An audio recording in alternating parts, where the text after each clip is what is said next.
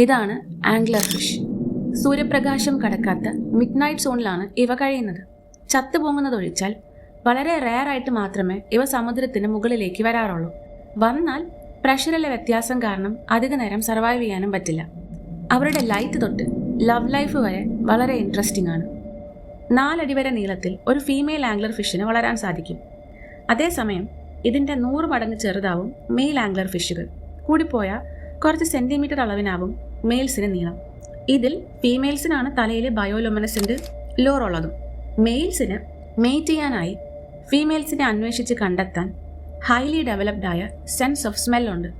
ഈ സെൻസ് ഉപയോഗിച്ച് വൺസ് ഒരു മെയിൽ ആംഗ്ലർ ഫിഷ് ഒരു ഫീമെയിലിനെ കണ്ടെത്തിയാൽ പല്ലുകൾ ഉപയോഗിച്ച് ഈ ഫീമെയിലിൻ്റെ ശരീരത്തിൽ പറ്റിപ്പിടിക്കും.